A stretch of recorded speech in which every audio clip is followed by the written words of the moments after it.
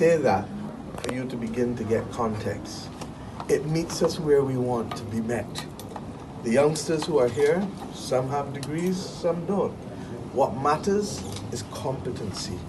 They see people for who they are and they allow them to be what they are without excluding people on the basis of degrees or on the basis of other criteria that are not known to us.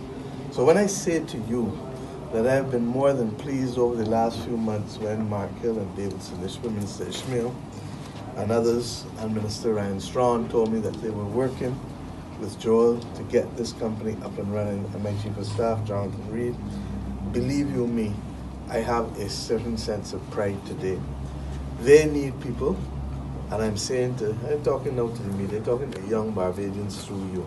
In fact, young and old, because they got a lot of older Barbadians who have video game experience too, and for whom this will be a natural fit. That if we can get the numbers here, and because, Joel, you have explained to the rest of us that you have the kind of location that you have in the industry with your vast experience and the ability to bring people here. Most people don't know that it takes 18 to 36 months to make a game. Bottom line is that we see it, we play it, and we think it's easy. I appreciate the risk that's being taken. I used to manage a band, and I understand in the music industry. Think of all the artists you know. Just put out and drop enough singles. But only one is making it. Only one needs to make it in many instances, because it is a disposable industry. So that we understand the level of investment that has to go in, both in terms of financial and human, and we also understand the risk. But we also understand that, like with every industry, it has its own ecosystem. And if you begin to understand the ecosystem, and you begin to understand the players, then at the global level you realize that the number of players that you have are just a handful. And quite frankly, business comes from that handful of players. But what we have to do is to deliver. For the brand of Barbados to be the center of excellence for video gaming in the Caribbean, and I go further in the Americas, then it means that we have to put in the investment.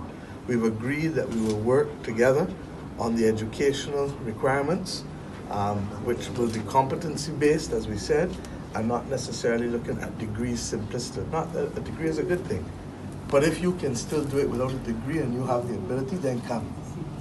Secondly, we've agreed that we would look to see how we can work, not just to locate this aspect, which is quality assurance, but the ultimate dream is for us to be creating our own games. When I became a minister in 1994 as Minister of Education and Culture, if you go back in the records, you see there was a constant refrain. We have a story to tell. Regrettably, we still have that story to tell. And we must now use this opportunity to be able to tell those stories.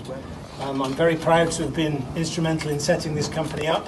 I didn't want to be just another visitor to Barbados, enjoying the sunshine and the hospitality, the good food and the rum and the beaches.